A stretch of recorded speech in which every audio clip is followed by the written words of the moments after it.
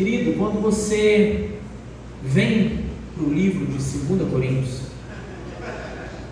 o que Deus desejava completar a respeito da sua revelação para nós, dentro do livro de 2 Coríntios. Querido, cada capítulo da Bíblia, cada livro da Bíblia, é um completar da revelação de Deus para mim e para você, amém? Em cada livro da Bíblia, o Senhor se mostra de uma maneira a mais para nós. E o que Deus deseja mostrar para nós dentro de 2 Coríntios? Quando você vem para esse livro, vamos abrir a palavra lá em 2 Coríntios 4. Quando você vem para esse maravilhoso texto, né? 2 Coríntios 4. Coloque aí o verso 8 mesmo para nós, irmão. Vamos ler aí, irmãos. De todos os lados somos pressionados por aflições, mas não esmagados. Ficamos perplexos, mas não desesperados. Próximo, irmão. Somos perseguidos, mas não abandonados. Somos derrubados, mas não destruídos. Amados, eu não sei você, mas eu não sei se pela experiência que eu tive de conversão, eu não me converti dentro de um templo, porém eu aceitei Jesus dentro de um templo, mas a minha conversão foi dentro do meu quarto, com uma experiência que eu tive com Deus, onde a minha vida depois daquela noite nunca mais foi a mesma. Eu não sei se pela experiência que eu tive com o Senhor, mas eu achava que um homem e uma mulher cheio do Espírito Santo de Deus era alguém imbatível. Eu achava que uma pessoa cheia do Espírito Santo de Deus, ela não sofria. Eu achava que uma pessoa cheia do Espírito Santo de Deus não chorava. Eu achava que ser uma pessoa cheia do Espírito Santo de Deus, ela não sentia dores. Eu achava que um cristão genuíno era um semideus. E as pessoas da época da Bíblia não pensavam diferente. Se nós vamos lá para o livro de Atos 14, quando Paulo e Barnabé estavam pregando em Listra, Paulo ali proclamando a palavra de Deus, ele olha um aleijado desde o ventre, ele fica os olhos nele e diz: levanta e anda. O cara levantou e andou. O povo foi a loucura, irmãos. Eu não ligo muito para futebol, mas você imagina o gol do Corinthians ou São Paulo, sei lá para quem que você torce. O estádio vai à loucura, irmãos. A galera foi à loucura. Viraram para Barnabé e falaram: Deus Júpiter. Viraram para Paulo: Deus Mercúrio. Semideuses. Será que você também não acha que um cara cheio do Espírito Santo é ser um semideus? 2 Coríntios vem quebrar todos esses paradigmas. Quando nós começamos a ler 2 Coríntios, Paulo narra particularidades do seu dia a dia, as mesmas dores que você sente. Paulo abre a humanidade do que é ser um cara cheio do Espírito Santo, mesmo que dá umas voltinhas lá no terceiro céu e volta para baixo. Quando você lê que o cara foi para o terceiro céu, irmão, você acha que ele anda nas nuvens aqui, né? Não, querido. Mas ele sofria como você. Ele diz, querido, quando Paulo fala assim, no verso de número 8,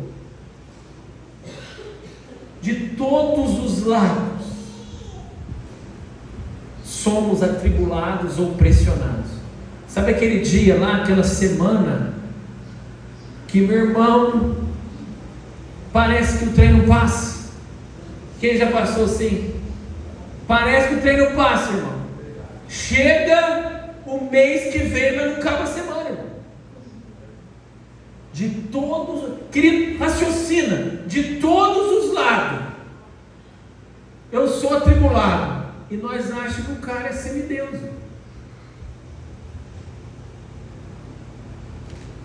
Perseguidos, querido, quando a Bíblia diz abatido, você sabe o que é ser abatido? É ser gravemente ferido. Imagina lá a luta do UFC, o cara deu no queixo do outro, bum, ganhei, o cara foi abatido. Mas é 10 segundos o negócio lá, né, irmão? 10, 9, na hora que chega na metade do meio segundo, no último meio segundo, o cara levanta. Abatido. Paulo estava falando que ele passava por esses momentos. Agora, repita comigo, o X da questão. Ele diz que ele era abatido, mas não destruído. Por quê que ele não era? Querido, não vamos colocar a palavra de Deus no livrinho de conto de fadas. Saiba que nem todos que são abatidos deixam de ser destruídos, biblicamente falando. Me dá um versículo que prova isso, que nem todos que são abatidos não são destruídos. Não vamos romantizar o negócio. Paulo, quando ele fala somos abatidos, ele está falando eu. Agora, por que ele não era destruído? Quando ele fala perplexos, você sabe o que é ser perplexo, irmãos? Você está no campo de batalha, naquela situação drástica. Eu não sei o que fazer.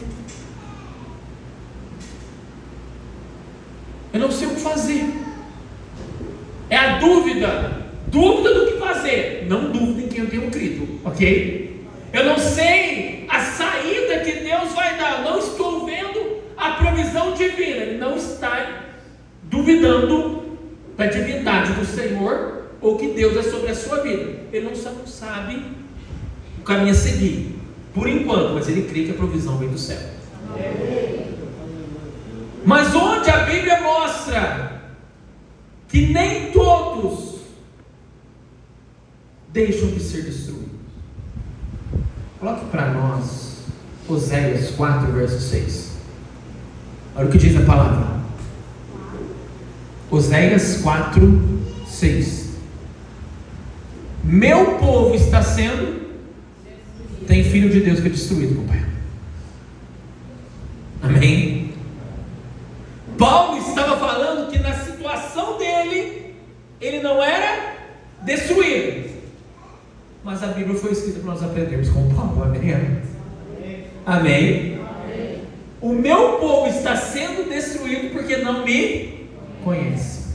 E eu estava orando o Senhor, pedindo a Deus uma direção em favor da igreja local aqui. O Senhor falou profundamente ao meu espírito, dizendo: eu quero me revelar a eles. Nós somos abatidos, porém não destruídos, quando conhecemos quem somos em Cristo Jesus, nosso Senhor. O apóstolo Paulo fez uma oração aos Éfesos, dizendo: Senhor, eu oro para que eles sejam inundados de espírito, de sabedoria e revelação, para que eles compreendam com todos os santos quais são as riquezas da sua herança. Você precisa compreender a riqueza do que foi dado a você gratuitamente em Cristo Jesus. Querido, quando Paulo fala, qual que é o segredo de Paulo? Que ele chegava a ser ferido drasticamente, mas porém ele não era o quê? Destruído. Por quê? Querido, quando nós lemos aí 2 Coríntios 4:7,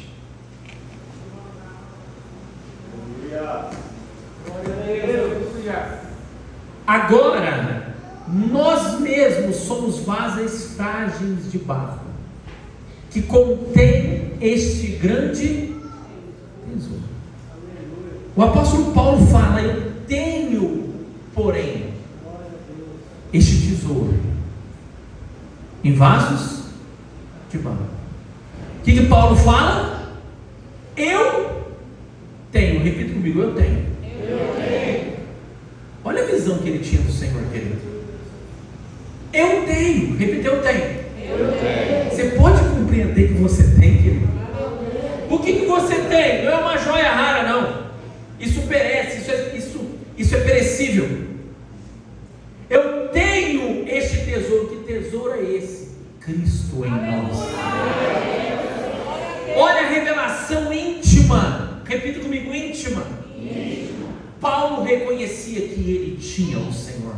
Você precisa entender: eu tenho o Senhor. Ao ponto de Paulo dizer assim: eu tenho tanto desse Deus dentro de mim, que vivo não mais eu, mas Ele vive em mim. Querido, então quando Paulo era abatido, Paulo não saía correndo para pedir ajuda. Como ele diz: não sou desesperado, perplexos, mas não desesperados. Ele não se desesperava, sabe por quê? Porque Deus não estava longe dele, Deus estava dentro dele. Paulo só olhava para dentro e acessava o tesouro. Paulo acessava. Perto está o Senhor daqueles que o invocam, daqueles que o invocam em verdade. Querido, e ele olhava para dentro dele e logo ele achava o Senhor, ao ponto dele dizer: posso todas as coisas naquele que me... Quem tem sido a sua força? Quem tem sido, querido? Você precisa acessar esse Deus que está dentro de você, ao ponto de Paulo ter uma visão tão clara do Senhor. O Senhor diz: foi-nos revelado esse mistério oculto, séculos dos séculos, Cristo em nós, a esperança da glória. Olha o que Paulo fala em 2 Coríntios, no verso de número 6, ele diz, isso, 6, no verso 6, irmão, fazendo favor: pois Deus que disse: haja luz na escuridão, que haja luz em toda a nossa ignorância. Deixa eu só dizer uma coisa para você. Sabe a palavra trevas? Quando Deus diz lá no livro de Gênesis, e havia trevas sobre a face da terra, havia trevas na terra. Trevas no hebraico quer dizer ignorância. O diabo só tem poder sobre as nossas vidas quando somos ignorantes de quem é o Senhor em nós, querido. Por isso que a Bíblia diz: conhecereis a verdade é luz, irmão. Ela dissipa a escuridão, a treva, a ignorância sendo dissipada, o diabo não tem mais domínio sobre as nossas vidas. Amém? Que haja luz na minha vida, amém? Que haja luz na sua vida, pois Deus diz: haja luz na escuridão. É quem brilhou em nosso coração, para que conhecemos a glória de Deus na face de quem? Amado, Paulo era catedrático na lei, no Antigo Testamento, mas ele entendeu uma coisa: Eu era catedrático na lei e não conhecia Deus. Eu via a glória de Deus onde? Na lei? No Pentateuco? Não. Deus não revelava ainda como um todo. As pessoas conheciam Deus em parte na época, mas Paulo conheceu a glória do Deus Todo-Poderoso, num dos homens mais simples que já pisou nessa terra. Deus na pessoa de Jesus Cristo. Eu conheci a glória de Deus olhando para a face de quem? De Jesus. Jesus disse: quem vê a mim, vê a quem? Meu Pai. Olhando para Ele, nós conhecemos a totalidade do Deus Criador, querido. Só que Jesus fez uma obra dupla. Ele nos revelara quem era Deus, mas também Ele revelou quem nós somos nele. Olhando para Jesus, eu vi Deus, eu vejo Deus, e olhando para Ele como Filho de Deus, eu conheço quem eu sou. Ele nos mostrou quem é Deus e também modelou a vida que nós devemos ter. Olha só, querido, conhecemos a glória de Deus na onde, querido? Na face de Jesus Cristo. Repita comigo: em Jesus está tudo o que eu preciso. Paulo não era destruído, querido, porque ele que conheceu essas coisas. Vinha a maior das tribulações. Ele entendia que não era mais ele, mas Cristo estava. Não é porque ele orava muito que Deus entrou na vida dele. Não é porque ele jejuava muito que Deus entrou na vida dele. Apenas porque ele abriu o coração assim como você. E ele entrou, querido. Querido, não é pelo seu muito orar que Deus vai entrar mais em você. Imagina só, você orou pouco, entrou só a mão de Deus em você. Você orou mais um pouquinho e pôs o pé dentro de você. Você orou mais um pouquinho e pôs o outro. É assim, querido? É assim. Tem gente que acha que é assim, que é para muito orar que ele vai entrar. Não, querido. Se for assim, você está picando ele no meio. Uma hora entra a mão, outra hora entra outra mão, outra hora entra o pé. Eis que estou à porta e bato. Se você abrir a porta, eu vou entrar juntamente com Deus. E vou cear dentro de você. Quem crê, dê uma salva de palmas para o Senhor.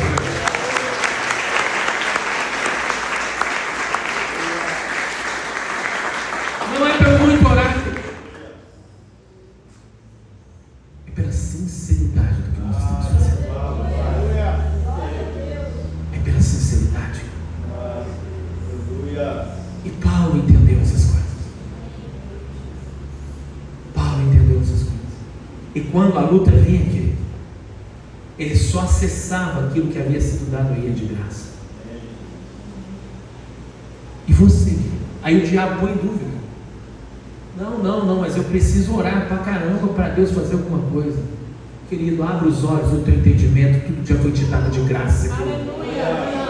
Não é nada por mérito, querido. Se é pelo muito orar que Deus vai me curar, então não é pelo mérito da cruz, é pelo meu mérito. Se é pelo muito eu orar que Deus vai falar comigo, não é pelo Espírito Santo ser derramado sobre toda a carne, é por mérito meu. Não é nada por mérito, amado, é pela fé no Filho do Deus vivo, querido. Essas são as ideias que o Satanás quer jogar na nossa mente. Ele é um enganador, querido. Ele veio afligir Jesus torcendo a palavra. Será que ele não está torcendo a palavra de quem você é em Deus? Tudo eu posso quando eu decido me entregar e deixar que Ele seja a força que me move. Ele seja a força que me move. Creia, amado, creia no amor, na graça e em que Jesus fez na cruz por nós.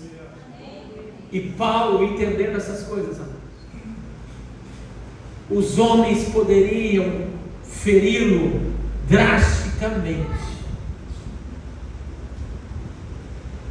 mas na hora que os homens pensavam, juntamente com o diabo, que tinham acabado com ele,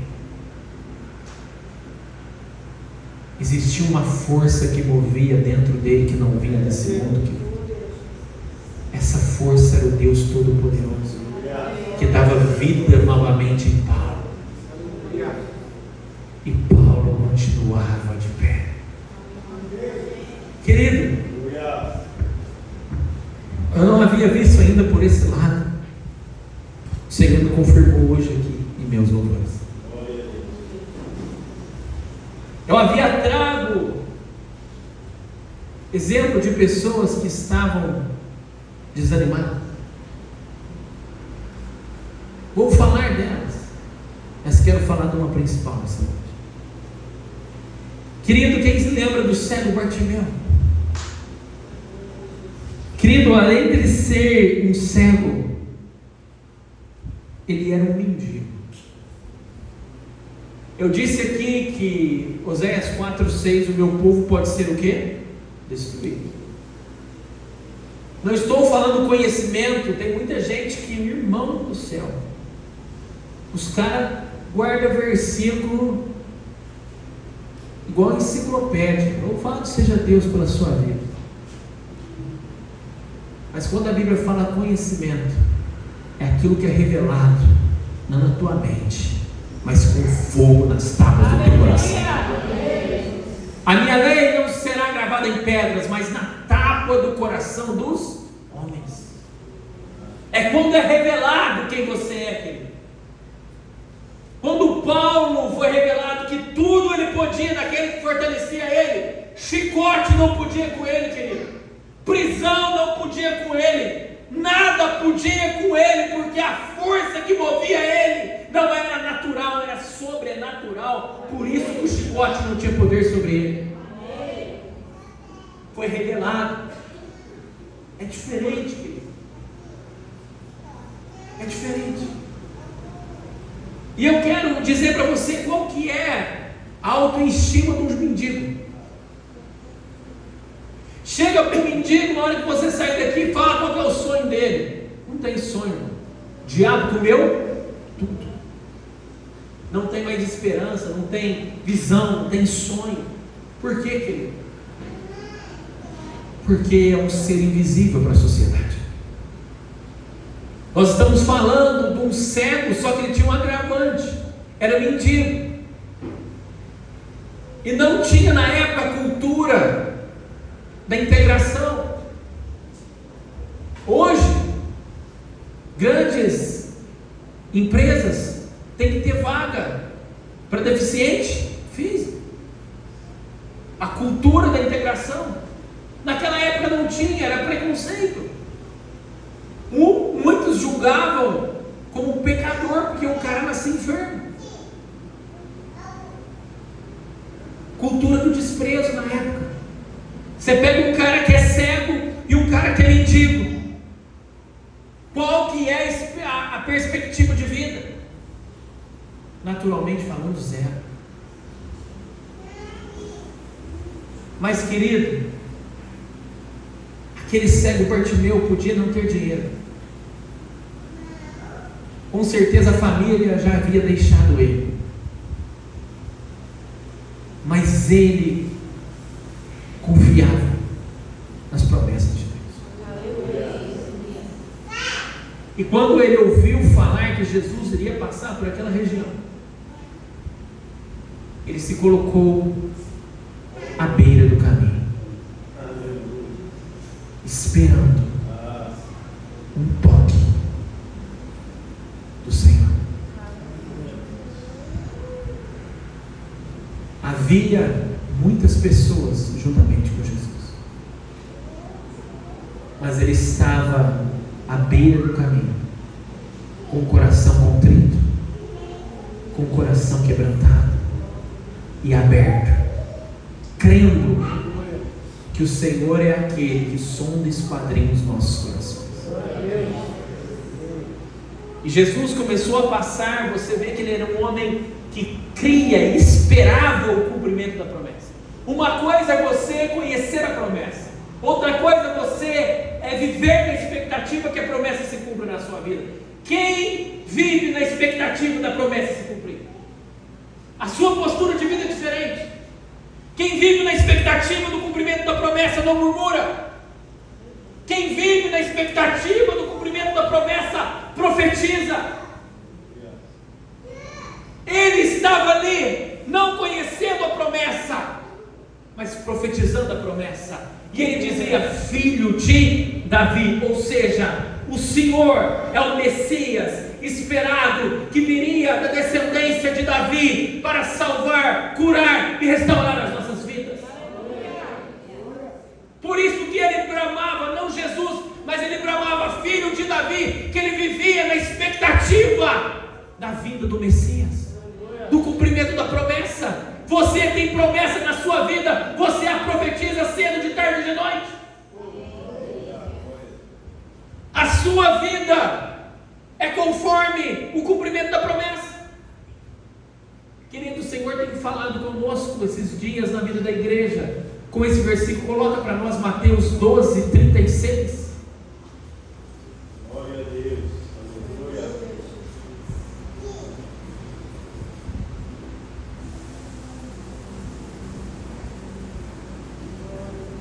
Eu lhes digo, no dia do juízo vocês prestarão contas de toda a palavra inútil que falarem, porque pelas suas palavras serão absolvidos e pelas suas palavras serão condenados. Ou seja, querido, a palavra do nosso lábio, ela tem poder para nos condenar, ou ela tem poder para nos salvar. Qual que é o mundo que você está construindo na sua vida conforme o seu vocabulário? Qual que é o mundo que você está criando segundo as suas palavras? A morte e a vida está no poder da língua, ambos comeremos o seu fruto. Se você vive na expectativa do cumprimento da promessa, a sua palavra é conforme a promessa. A sua palavra é alinhada à promessa. A sua palavra tem poder para construir o seu futuro, ou a sua palavra tem poder para destruir o seu futuro. E aquele homem, querido, cego, mendigo, começou a clamar: filho de Davi, tem misericórdia de mim. Uma multidão, aquele homem estava abatido. Diferente de Lázaro. Lembra da parábola de rico e Lázaro? Lázaro era mendigo, assim como Bartimeu. Morreu? Mendigo. Por que ele morreu mendigo? Porque ele não teve um posicionamento. Não porque Deus era ruim. Algum dia Lázaro clamou para Jesus o tirar daquela situação?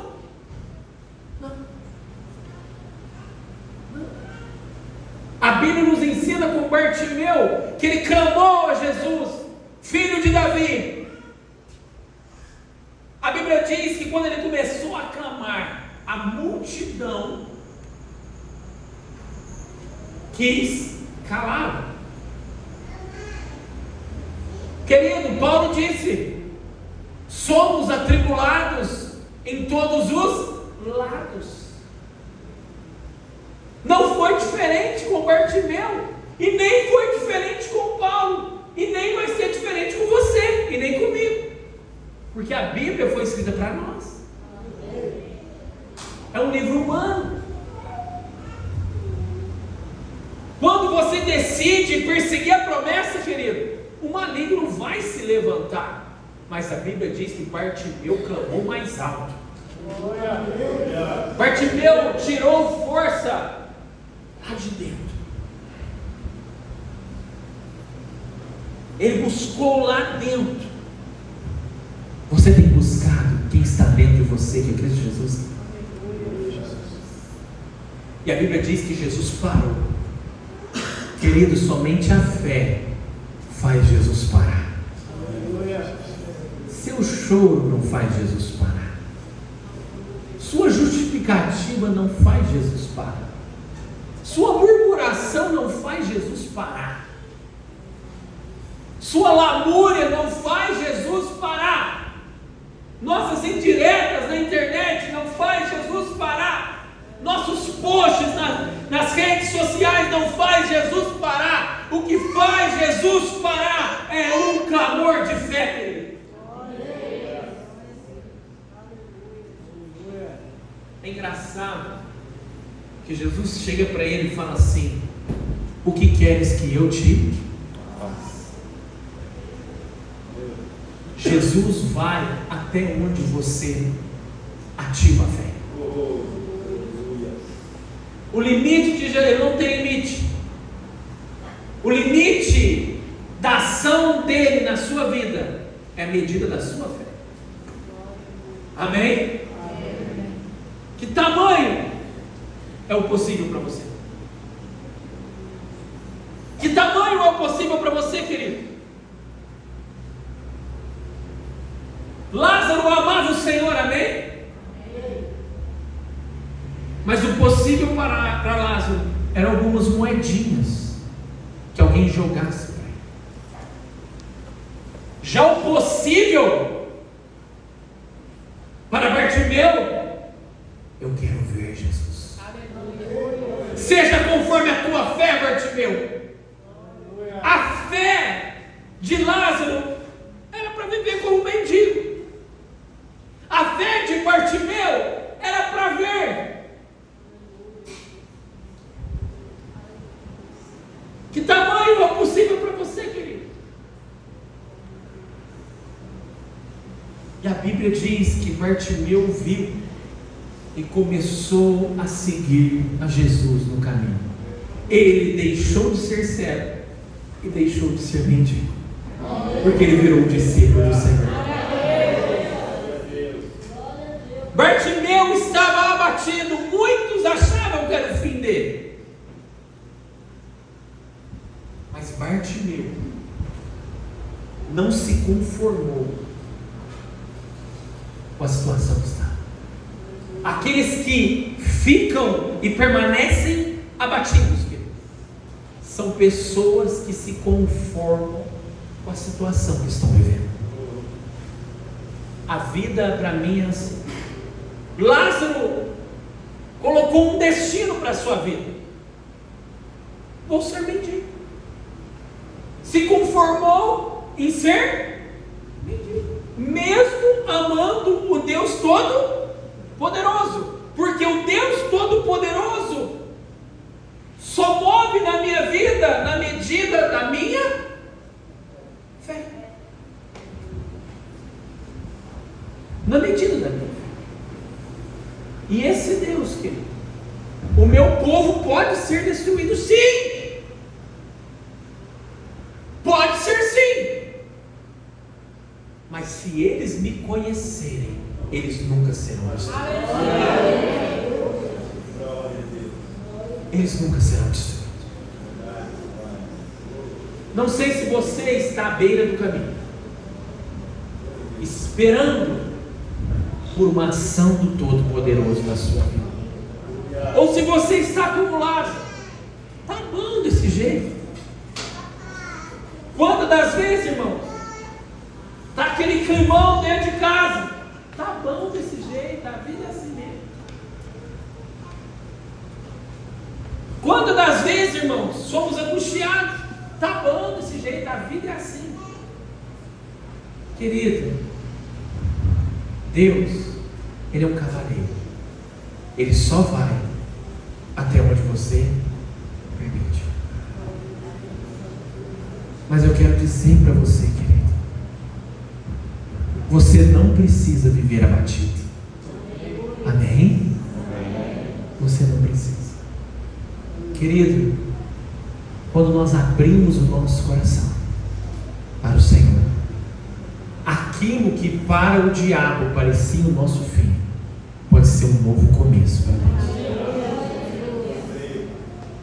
E o tema dessa mensagem que você ouviu nessa noite: Deus tem recomeço para você. Se você se voltar para o Senhor, aquilo que era para a tua morte vai se tornar em vida. José disse isso. Aquilo que vocês tinham como meu fim era para a vida. Era para a vida. O diabo achou que tinha destruído Jesus. O inferno entrou em festa com a morte dele na cruz. Às vezes o inferno está em festa, achando que destruiu o teu casamento, achando que destruiu você, achando que acabou com tudo. Querido, mas se você estiver na beira do caminho agora, o Senhor para diante de você e diz: o que queres, meu servo, que eu te faça? Amados, sabe de onde o milagre acontece? Dentro de nós. Quando Bartimeu, antes de Jesus vir até ele, Bartimeu já se via vendo. Como você se vê, querido? Como você está se vendo? Como você está se vendo? Um cego ainda? Um aleijado ainda? Um destruído? Um desempregado? Como você está se vendo? O milagre começa aqui dentro.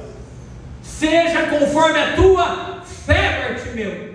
Querido, se aqui dentro você se vê um derrotado, nada acontece. Mas se você olhar para dentro e olhar e ver que dentro de você está Jesus juntamente com o Pai ceando aí dentro, e você começa a se ver como Ele te vê, querido, antes de Bartimeu se ver vendo, Jesus já o via vendo. Naquela cruz, Jesus morreu, querido, para que o melhor de Deus fosse feito na sua vida.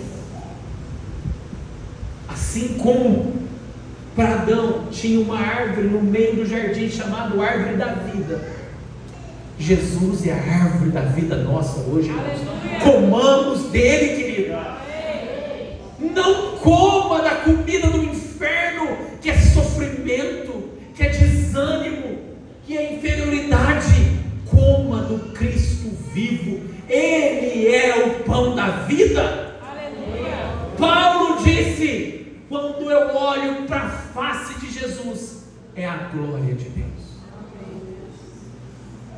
Jesus está passando pelo caminho aqui, querido. Você está à beira do caminho, esperando por Ele. Gostaria de pedir para a igreja ficar de pé.